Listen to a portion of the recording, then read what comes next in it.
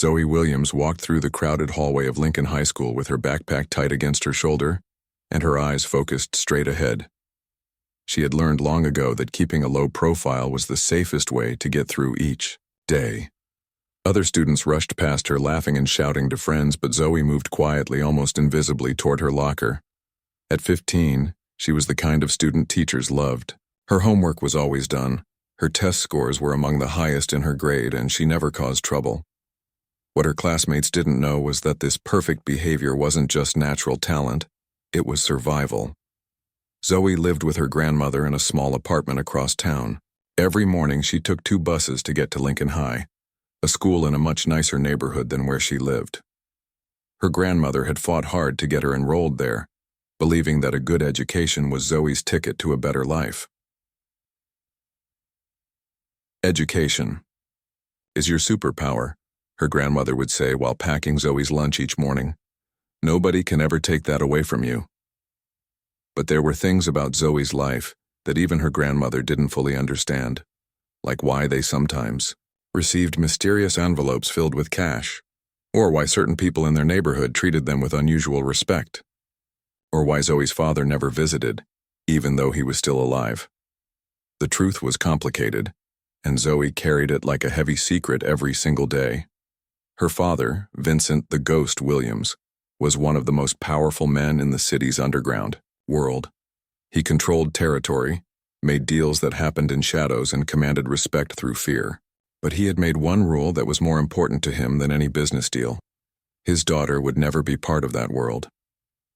When Zoe was 7, Vincent had made the hardest decision of his life. He moved her and her grandmother far away from his operations, set them up in a safe neighborhood, and stepped back from their daily lives. He provided for them financially, but stayed away physically, knowing that being close to him would put Zoe in danger from his enemies.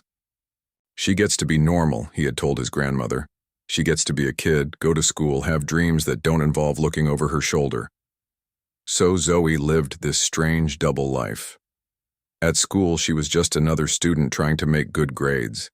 At home, she was the daughter of one of the most feared men in the city, though she tried not to think about it too much. This carefully balanced life worked well for years. Zoe excelled in her classes, especially in math and science. She joined the academic club and even tutored younger students sometimes. She had a few casual friends, though she was always careful not to get too close to anyone. Getting close meant questions, and questions meant explanations she couldn't give. But her peaceful existence began to crack when she caught the attention of Brad Jackson. Brad was everything Zoe tried to avoid. He was loud, aggressive, and seemed to enjoy making other people uncomfortable. He came from money. His father owned several businesses around town, and he used that privilege like a weapon. Brad had been held back a year, making him older and bigger than most of the other students in their grade. At first, Brad's attention was just annoying. He would make comments about her clothes or ask loudly why she always sat alone at lunch. Zoe ignored him, hoping he would get bored and move on to someone else. But Brad didn't get bored. If anything, her lack of reaction seemed to encourage him. "What's wrong with you?" he asked one day, blocking her path to the library. "You think you're too good to talk to people?" Zoe tried to step around him, but he moved to block her again. A few other students had stopped to watch, though none of them intervened. "I'm just trying to get to the library," Zoe said quietly. "The library?" Brad repeated with a sneer. "Of course you are. Let me guess. You're going to study some more so you can show off in class tomorrow." Zoe's jaw tightened, but she didn't respond. She had learned from her father's world that sometimes the best response was no response at all. Eventually, Brad stepped aside with a laugh, and Zoe continued to the library. But something had shifted. Brad had tasted the power of making her uncomfortable, and he wanted more. Over the next few weeks, the incidents became more frequent. Brad would accidentally bump into her in the hallway, causing her to drop her books. He would make loud comments about her appearance when she walked past his table in the cafeteria. Once, he even followed her to the bus stop after school, though he backed off when he saw how many people were around. The worst part wasn't Brad himself. It was how other students reacted. Some laughed along with his jokes. Others just looked away, grateful that they weren't his target. A few seemed uncomfortable, but nobody spoke up. Zoe found herself changing her routines. She took different routes between classes. She ate lunch in the library instead of the cafeteria. She even considered asking her grandmother if she could transfer to a different school, though she knew that would raise questions she couldn't answer. The situation got worse when their English teacher, Mrs. Peterson, announced that Zoe had won a regional writing contest. As she walked to the front of the class to receive her certificate, Zoe felt proud, but also nervous. Recognition meant attention, and attention was dangerous. Her instincts were right. After class, Brad cornered her near the water fountains. "Look at that," he said, loud enough for other students to hear. "Little Miss Perfect wins another prize. I bet the judges felt sorry for you." "Leave me alone, Brad," Zoe said, trying to keep her voice steady. "Or what?" Brad stepped closer and Zoe could smell the energy drink on his breath. "You'll tell your grandma? Oh, wait. Where's your dad? Doesn't he care enough to show up to these things?" The comment hit harder than Brad probably realized. Zoe's father cared more than anyone knew. He cared so much that he stayed away to keep her safe. But she couldn't explain that. "My family situation is none of your business," she said. "Right." Brad laughed. "Because you don't have one. That's why you're so weird. No dad around to teach you how to act normal." Zoe felt something hot and angry rise in her chest. In that moment, she wanted to tell Brad exactly who her father was. She wanted to see his face change when he realized that the quiet girl he was picking on had connections he couldn't imagine. Instead, she walked away. That night, Zoe sat in her small bedroom and stared at the phone number her father had given her years ago. "Only for emergencies," he had said. "But if you ever need me, really need me, you call." She had never used it. Every time she was tempted, she reminded herself of the price that would come with her father's help. If Vincent Williams got involved in her school problems, it wouldn't just solve them. It would end the normal life he had worked so hard to give her. So Zoe put the phone away and decided to handle Brad Jackson on her own. She had no idea that her problems were just beginning, or that staying silent would soon become impossible. Outside her window, the city hummed with its usual nighttime energy. Somewhere out there, her father was conducting business in a world she had been protected from her entire life.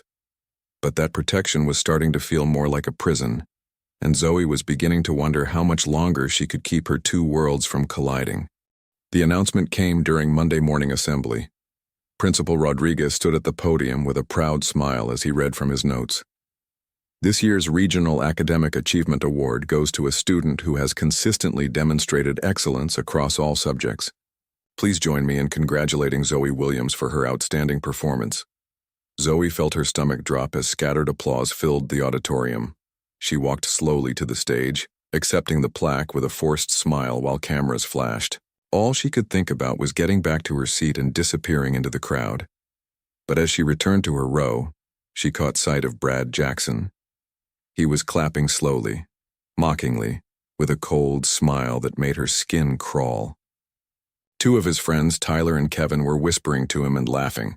After the assembly, Zoe tried to slip away quickly, but Brad's voice followed her down the hallway. "Hey everyone, look! It's our school's little princess." Other students turned to look, and Zoe felt her cheeks burn with embarrassment. She kept walking, but Brad's voice got louder. "I wonder what kind of special treatment she gets at home." Oh wait, that's right.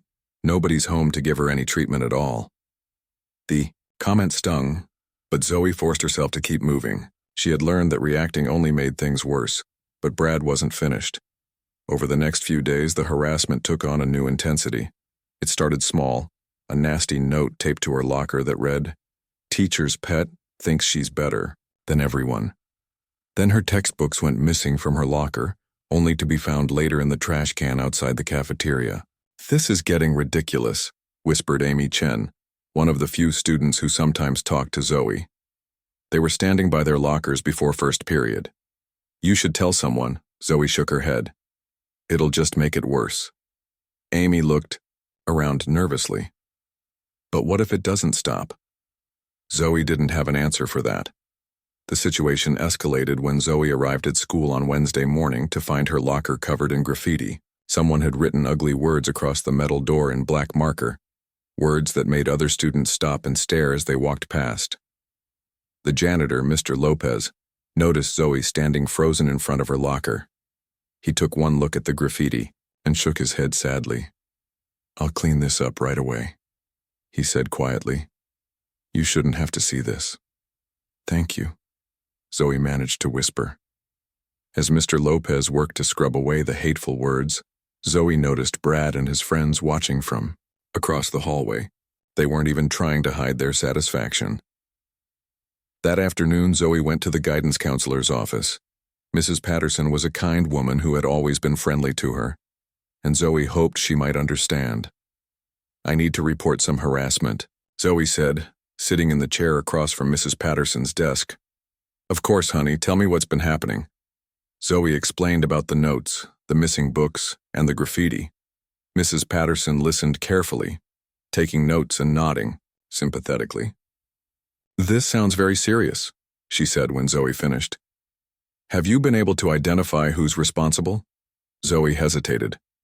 She knew that naming Brad would make everything official, and official meant investigations and phone calls and attention she couldn't afford. "I have suspicions," she said carefully. "I understand this is difficult, but without specific names, it's hard for us to take action. Can you think of anyone who might have witnessed these incidents?" Zoe thought about all. The students who had seen Brad's behavior but chosen to look away. "No," she said finally. "It usually happens when no one else is around." Mrs. Patterson promised to increase hallway monitoring and asked Zoe to come back if anything else happened. But as Zoe left the office, she felt more helpless than before. The harassment continued, becoming more creative and cruel. Brad started spreading rumors that Zoe's family was on welfare, that she only got good grades because teachers felt sorry for her, that she had lice and that's why she kept to herself. The rumor spread quickly through social media, and soon students Zoe had never even talked to were whispering about her in the hallways. She found herself eating lunch alone in empty classrooms, avoiding the cafeteria where Brad held court with his growing group of followers. Her grades began to slip for the first time in her life. She couldn't concentrate in class, couldn't focus on homework. At night, she lay awake thinking about her father's phone number, but she still couldn't bring herself to use it. The breaking point came on a Friday afternoon. Zoe was walking to the library when she heard footsteps behind her. She turned to see Brad approaching with Tyler and Kevin flanking him like bodyguards. "Going to hide in the library again?" Brad asked. "Don't you have any friends to hang out with?" "Leave me alone," Zoe said, but her voice came out weaker than she intended. "You know what your problem is." Brad stepped closer, backing her against the lockers. "You think you're special. You think winning some stupid award makes you better than the rest of us. I never said that. You don't have to say it. It's written all over your face every time you look at people like they're beneath you." Zoe wanted to tell him he was wrong, that she kept to herself out of necessity, not arrogance. But explaining would mean revealing too much. "I just want to get to the library," she said. Brad laughed, but it wasn't a pleasant sound. The library, that's all you ever say. You're like a broken record." He reached out and knocked her backpack off her shoulder. Her books scattered across the floor, and papers flew everywhere. Other students walking by slowed down to watch, but nobody stepped in to help. "Oops," Brad said with mock concern. "Looks like you dropped something." As Zoe knelt to gather her papers, she heard Tyler whisper something to Brad that made all three boys laugh. The sound echoed in the hallway long after they walked away. That weekend, Zoe barely left her bedroom. Her grandmother noticed something, was wrong but didn't push when Zoe claimed she was just tired. How could she explain that her carefully constructed normal life was falling apart? On Sunday evening, her grandmother knocked softly on her door. "Baby, you've been awful quiet lately. You feeling okay?" Zoe looked up from her homework, forcing a smile. "I'm fine, Grandma. Just stressed about school." Her grandmother studied her, faced with the wisdom that came from raising children through difficult times. You know, sometimes when life gets hard, we need to ask for help. There's no shame in that. Zoe nodded, but inside she felt the weight of her secret growing heavier. Help wasn't as simple as her grandmother thought. The kind of help her father could provide would solve her Brad problem immediately, but it would create new problems that could follow her for the rest of her life. As she lay in bed that night, Zoe made a decision. She would try one more time to handle the situation through proper channels. She would talk to the principal, maybe even suggest her parents get involved without actually having them show up. What she didn't know was that Brad had been making plans of his own. Her academic success and her refusal to fight back had become personal challenges to him. He had decided that embarrassing her in private wasn't enough anymore. It was time to make sure everyone at Lincoln High knew exactly what he thought of Zoe Williams and her better-than-everyone attitude. He had something special planned for Monday, something that would put her in her place once and for all. Neither of them realized that Monday would be the day everything changed forever. Zoe's grandmother sat on the edge of the bed, her weathered hands holding the phone that Mrs. Patterson had used to call her. The guidance counselor had explained everything: the harassment, the videos, the need for immediate action. "Baby, why didn't you tell me what was happening?" her grandmother asked, her voice gentle but pained. Zoe couldn't meet her eyes. "I thought I could handle it." "Handle it? Child, no 15-year-old should have to handle something like this alone." Her grandmother was quiet for a moment, then sighed deeply. "I think it's time to call your father." "No," Zoe said quickly. "Grandma, please. You know what that means." "I know exactly what it means, but I also know what it means to watch my grandbaby suffer while I sit here feeling helpless." That night, while Zoe pretended to sleep, she heard her grandmother making a phone call from the kitchen. The conversation was brief and quiet, but she caught enough words to know that her carefully protected world was about to change forever. 3 days later, Vincent Williams sat in a small coffee shop across town, reading a file that one of his associates had compiled. The information about Brad Jackson and his family was thorough and damning. Vincent's expression remained calm as he read, but anyone who knew him well would have recognized the dangerous stillness that settled over him when he was truly angry. Brad's father, Robert Jackson, owned Jackson Construction Company, which had contracts with several city projects. But Vincent's investigation had revealed something interesting.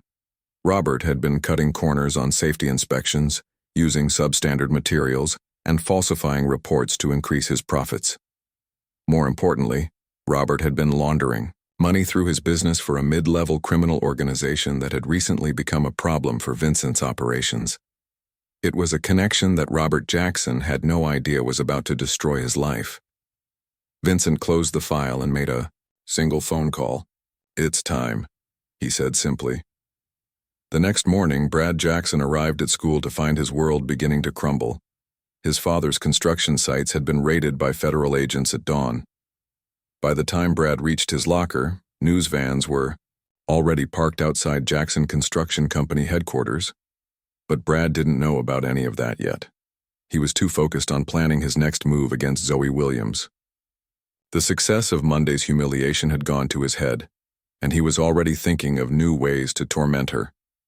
He found Zoe at her usual spot in the library during lunch period. She was sitting alone at a table in the back, trying to focus on her homework while ignoring the whispers and stares from other students. Well, Brad said, sliding into the chair across from her. "How's our little internet star doing today?"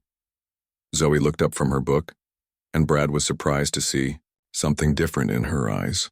She looked tired, but there was also a calmness there that hadn't been present before. "Leave me alone, Brad," she said quietly. "Oh, I don't think so. See? I've been thinking about our conversation yesterday and I realized something. You almost told me about your mysterious daddy, didn't you? You wanted to so bad." Zoe didn't respond, which only encouraged him to continue. "So here's what's going to happen. You're going to tell everyone exactly who you really are, or I'm going to make your life even worse than it already is." "And if I don't?" Zoe asked, her voice steady. Brad leaned forward with a cruel smile. Then tomorrow's video is going to be even more interesting than yesterday's. That's when Mrs. Henderson, the librarian, appeared at their table. Mr. Jackson, you need to come to the office immediately.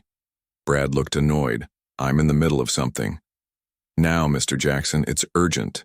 As Brad left, grumbling about the interruption, Zoe felt her phone buzz. It was a text from her grandmother. Everything's going to be okay, baby. Trust me. An hour later, the entire school was buzzing with shocking news. Brad Jackson had been arrested on school grounds. Federal agents had arrived with a warrant, charging him with assault, harassment, and creation of illegal content involving a minor. But that wasn't the most surprising part. The real shock came when news broke about his father's arrest. Robert Jackson was facing federal charges for money laundering, tax evasion, and construction fraud. His business assets had been frozen, and investigators were calling it one of the largest construction fraud cases in the city's history. Students gathered around phones and computers, reading news articles that detailed the Jackson family's financial crimes. The same boy who had been tormenting Zoe for being poor was now facing the reality that his family's wealth had been built on illegal activities. In the principal's office, Mrs. Patterson was meeting with federal investigators who had been building a case against the Jackson family for months. What they told her made her realize that Zoe Williams was not just a victim of bullying. She had been targeted by someone whose family was involved in serious criminal activity. We believe the harassment escalated because the victim was perceived as a threat to their operation, Agent Martinez explained. Sometimes when criminals feel pressure, they lash out at innocent people around them. Of course, that wasn't the real reason for the investigation, but it was the story that would be told publicly.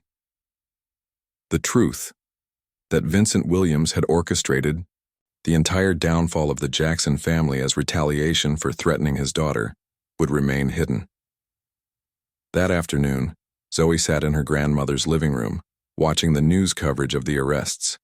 Her phone had been buzzing all day with messages from classmates who suddenly wanted to apologize, to be her friend, to distance themselves from Brad's actions. How did this happen so fast? She asked her grandmother. Her grandmother sat down beside her and took her hand. Sometimes justice works in mysterious ways, baby.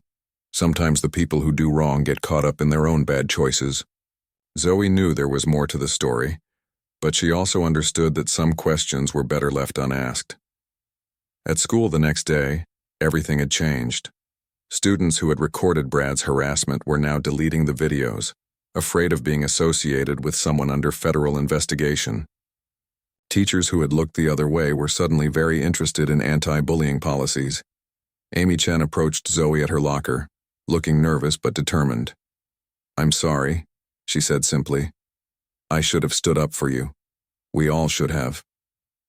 "It's okay," Zoe replied, and she meant it. "No, it's not okay, but maybe we can start over." For the first time in weeks, Zoe smiled genuinely. "I'd like that." As the days passed, more details emerged about the Jackson family's crimes. Robert Jackson's construction company had been involved in money laundering for years, using fake contracts and inflated invoices to clean dirty money. The investigation had apparently been ongoing for months, with federal agents building their case carefully. Brad remained in juvenile detention, facing serious charges that could affect his future for years to come. His friends Tyler and Kevin, who had participated in the harassment, were now focused on avoiding any association with his actions. But the most significant change was in Zoe herself. The crisis had forced her to confront the reality of her situation. She couldn't live in two separate worlds forever. Eventually, she would have to decide who she wanted to be and how much of her real life she was willing to share with others. That evening, Zoe's phone rang. It was a number she recognized but had never called. "Hello, sweetheart." Her father's voice was gentle, almost uncertain. "Hi, Dad," she said quietly. "I heard you had some trouble at school. Are you okay?" Zoe thought about everything that had happened, about the choice she had almost made to reveal his identity, about the way her problems had mysteriously solved themselves. "I'm okay now," she said. "But Dad, I think we need to talk." There was a long pause before Vincent Williams replied, "Yes, I think we do." Monday morning felt different from the moment Zoe stepped off the bus. Students were clustered in small groups, whispering and looking at their phones. A few glanced her way, then quickly looked away when she made eye contact. Something was wrong. Zoe made her way to her locker, trying to ignore the feeling that everyone was watching her. When she opened the metal door, a folded piece of paper fell out. Her hands trembled as she unfolded it. Everyone knows what you really are now. Check your social media. Zoe's heart pounded as she pulled out her phone. She rarely used social media, but she had accounts that she checked occasionally. What she saw made her stomach drop. Someone had created a fake profile using her school photo and posted horrible things about her family, her background, her appearance. The posts had been shared dozens of times, with comments getting crueler by the hour. But worse than the fake post was a real video from Friday afternoon. Someone had recorded Brad knocking her books down and posted it with a caption mocking her for being too scared to fight back. The video had over 200 views already, and the comments were brutal. She thinks she's so smart but can't even stand up for herself. Why doesn't she just transfer schools already? My little sister could handle Brad better than this girl. Zoe felt sick. Her carefully guarded privacy had been shattered in the most public way possible. She closed her locker and leaned against it, trying to catch her breath. Rough morning? Brad's voice came from behind her. Zoe turned to see him approaching, with his usual smirk, but this time there was something darker in his eyes. Tyler and Kevin were with him, along with 2 other boys she didn't recognize. "Stay away from me," Zoe said, but her voice came out as barely a whisper. "Oh, come on. Don't be like that. I thought you'd appreciate all the attention. Isn't that what smart kids like you want? To be famous?" Other students had started to gather, sensing that something was about to happen. Zoe noticed that some of them were holding up their phones, ready to record whatever came next. "Please," she said, looking around desperately for a teacher or adult who might intervene. "Just leave me alone." "You know what I think?" Brad stepped closer, his voice getting louder so everyone could hear. "I think you've been playing games with all of us, acting all quiet and innocent like you're better than everyone else. But really, you're just a fake." Zoe tried to walk away, but Kevin moved to block her path. She was trapped against the lockers with Brad's group forming a circle around her. "Let me through," she said, trying to sound stronger than she felt. "Not until we settle something," Brad replied. "See, I've been doing some research about you, asking around your neighborhood, and you know what's funny? Nobody seems to know much about your family." Zoe's blood ran cold. Brad had been to her neighborhood? Had he seen her grandmother? Had he somehow learned about her father? "That's because it's none of your business," she managed to say. "Oh, but it is my business. See, when someone acts like they're special, I like to know why. And what I found out is that you're nothing special at all. Just another girl whose daddy ran out on her." The comment hit like a physical blow. Zoe felt tears starting to form, but she fought them back. She couldn't cry here, not in front of everyone. "My father didn't run out," she said quietly. "Right," Brad laughed. "That's why he never shows up to anything. That's why it's just you and your old grandmother in that tiny apartment." The crowd around them had grown larger. Zoe could see phones pointing at her from multiple directions, recording every moment of her humiliation. "You don't know anything about my family," she said, her voice getting stronger. "I know enough," Brad shot back. "I know your daddy obviously doesn't care about you, or he'd be here protecting his little princess." Something snapped inside Zoe. For just a moment, she forgot about staying hidden, forgot about protecting her secret. She stepped forward, her eyes blazing. "You have no idea who my father is or what he's capable of," she said, her voice cutting through the hallway noise. Brad's smirk faltered for just a second, but then it came back twice as strong. "Oh, really? Your invisible daddy is scary? What's he going to do, ignore me to death?" The crowd laughed, and Zoe realized she had made a terrible mistake. She had let her anger show, given Brad exactly what he wanted. "Face it," Brad continued, emboldened by the audience's reaction. "You're nothing. Your family is nothing. And all your little awards and perfect grades don't change the fact that you're just a loser who doesn't belong here." Zoe tried to push past him, but Brad wasn't finished. He grabbed her arm, not hard enough to really hurt her, but firm enough to keep her from leaving. "We're not done talking," he said. "Let go of me," Zoe demanded. "Or what? You'll call your daddy? Oh wait, you can't, because he doesn't want anything to do with you." That's when Zoe made her second mistake. The pain and anger of years of hiding, of pretending, of being alone all came pouring out at once. "You want to know about my father?" she said, her voice rising. "You really want to know?" Brad's grip on her arm tightened. "Yeah, I do. Tell us, all about this mystery man." For a moment, Zoe was ready to tell him everything. She wanted to see the look on Brad's face when he realized he had been tormenting the daughter of Vincent, the ghost Williams. She wanted to watch his confidence crumble when he understood the kind of power that was just one phone call away. But then she caught sight of Amy Chen in the crowd, looking terrified and helpless. She saw other students with their phones out, recording everything. She thought about her grandmother who had sacrificed so much to give her a normal life, and she thought about her father, who had given up being part of her daily life to keep her safe. "He's none of your business," she said finally, her voice breaking. Brad laughed triumphantly. "That's what I thought. All talk, no substance." He finally let go of her arm, but the damage was done. The crowd had seen her moment of weakness, heard the emotion in her voice. The videos would be online within minutes. Zoe pushed through the circle of students, ignoring their stares, and whispered, "Comments." She ran to the nearest bathroom and locked herself in a stall, finally letting the tears come.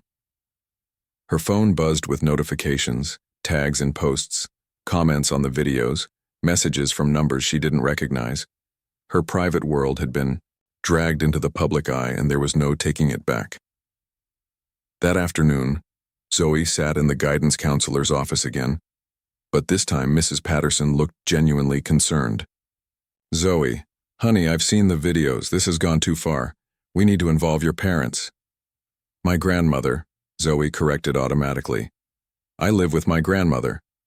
"Of course, we need to call her in for a meeting, and frankly, I think we should involve the police. What happened today was assault and harassment." Zoe's mind raced. Police meant investigations. Investigations meant questions. Questions about her family, her background, her father's absence from her life. It was exactly what she had been trying to avoid. "Can I think about it?" she asked. Mrs. Patterson looked surprised. "Sweetheart, thinking isn't going to make this go away. You need support, and you need it now." That evening, Zoe sat in her bedroom with her father's phone number in her hand. The videos from that morning had been shared hundreds of times. Students from other schools had seen them. Comments kept pouring in, each one more hurtful than the last. Her grandmother knocked on the door. "Baby, we need to talk." "Mrs. Patterson called me." Zoe closed her eyes. The normal life her father had worked so hard to create for her was slipping away, piece by piece. Soon, she would have to make a choice that would change everything forever. Outside her window, the city hummed. With its usual energy, somewhere out there, her father was conducting business, unaware that his daughter's world was falling apart and that very soon, she might need him in ways that would shatter the careful boundaries he had built to protect her. 2 weeks after Brad's arrest, Zoe sat in a quiet restaurant across town, nervously stirring her coffee. She had chosen this place because it was far from school, far from her neighborhood, somewhere neutral where she could meet her father without worrying about who might see them. Vincent Williams looked different than she remembered. Older, more tired, but his eyes were the same, sharp and careful, always watching. He wore a simple black suit that made him look like any other businessman, but Zoe knew better. "You've grown up," he said softly, studying her face across the small table. "It's been 8 years, Dad. I was bound to change a little." He smiled at that, a real smile that reminded her of when she was little, and he would read her bedtime stories before everything got complicated. "I'm sorry," he said after a moment. "I'm sorry I wasn't there when you needed me. I'm sorry you had to go through all of that alone." Zoe had practiced this conversation in her head dozens of times, but now that she was here, the words felt different than she had expected. "You were protecting me," she said. "I understand that now." Understanding and agreeing are two different things. They sat in comfortable silence for a moment, both of them trying to figure out how to bridge 8 years of distance. The Jackson family, Zoe said finally. That was you, wasn't it? Vincent's expression didn't change, but she saw the slight tightening around his eyes that confirmed what she already knew. Sometimes when people make bad choices, those choices catch up with them, he said carefully. Dad, you don't have to pretend with me. I know who you are. I've always known. Vincent leaned back in his chair, and for the first time in years he looked at his daughter not as someone to protect from his world, but as someone who might actually understand it. Robert Jackson was laundering money for the Castellano family, he said quietly. They've been moving product through his construction sites, using his trucks for transport. When his son started targeting you, it gave me the excuse I needed to take them down. So it wasn't just about me. It was absolutely about you, but it was also good business. Zoe found herself smiling at his honesty. So what happens now? That depends on what you want. I can go back to staying away, letting you live your normal life, or we figure out a way to be a family again, a real family. It won't be normal, Zoe, it can't be. But it can be honest. At school the following Monday, things had settled into a new routine. Brad's absence had created a vacuum that was slowly being filled by positive changes. The administration had implemented new anti-bullying policies, teachers were more aware of harassment, and students were generally more careful about how they treated each other. Amy Chen had become Zoe's first real friend at Lincoln High. They ate lunch together, studied together, and slowly Zoe was learning what it felt like to trust someone her own age. You seem different lately, Amy said as they walked to class together. Happier, I guess. Things are getting better at home, Zoe replied, which was true, even if it wasn't the whole truth. The criminal cases against the Jackson family were moving forward. Robert Jackson had been denied bail and was facing decades in prison. Brad was in juvenile detention, where he would likely remain until he turned 18. The news had covered the story extensively, focusing on the corruption and fraud rather than the harassment that had started it all. Zoe had given a statement to the federal investigators, but they had been surprisingly uninterested in her family background. Someone had clearly steered the investigation away from questions that might have led them to Vincent Williams. Mrs. Patterson called Zoe to her office one afternoon with surprising news. I wanted you to know that several students have come forward about their own experiences with bullying, she said. Your situation, as terrible as it was, has opened up conversations that needed to happen. That's good, Zoe said, and she meant it. There's something else. The Regional Academic Board wants to feature you in their newsletter. They're calling you an example of resilience and academic excellence in the face of adversity. Zoe felt that familiar flutter of anxiety about public attention, but it was different now. The fear was still there, but it was balanced by something new. Confidence. Can I think about it? She asked. Of course. But Zoe, you deserve recognition for your strength, not just your grades. That evening, Zoe had dinner with her father and grandmother for the first time in 8 years. Her grandmother had insisted on cooking Vincent's favorite meal, and despite the awkwardness, it felt like a step toward something better. The school wants to put me in their newsletter, Zoe told them over dessert. How do you feel about that? Vincent asked. Scared. But also proud, I think. You should be proud, her grandmother said firmly. You handled all this with more grace than most adults would have. Vincent reached across the table and squeezed Zoe's hand. Whatever you decide, I'll support you, but I want you to know something. You don't have to hide anymore. Not from yourself, not from me, and not from the world. What about your business? Your enemies? I've been in this life for 20 years, sweetheart. I know how to protect what matters to me, and you matter more than anything else. The next month brought unexpected changes. Zoe decided to accept the newsletter feature, and the positive response surprised her. Students at school started approaching her with their own stories of overcoming difficulties, and she realized that her experience, painful as it had been, had given her something valuable to share with others. She joined the peer counseling program, and found that she was good at listening to other students' problems. Her own experience with feeling isolated and threatened made her uniquely qualified to help others who were struggling. Brad Jackson's situation had become a cautionary tale that spread beyond Lincoln High. Other schools used his case as an example of how bullying could escalate into criminal behavior, and how the consequences could extend far beyond the immediate victim. "I heard he's trying to get a plea deal," Amy told Zoe one day as they studied together in the library. "I hope he gets help," Zoe said, surprising herself with how much she meant it. "Really? After everything he did to you?" He was 15 years old, making stupid choices because he thought his family's money made him untouchable. Maybe if he learns something from this, he can become a better person. Amy shook her head in amazement. "You're more forgiving than I would be." "My dad taught me something," Zoe said. "Revenge might feel good in the moment, but it doesn't actually fix anything. Real power is knowing when not to use it." 6 months later, Zoe stood at her graduation ceremony as the valedictorian of her class. In the audience, she could see her grandmother wiping away proud tears. Next to her sat Vincent Williams, wearing his simple black suit and a genuine smile. For the first time in her life, Zoe felt like all the pieces of herself, the brilliant student, the protective daughter, the survivor, could exist in the same place at the same time.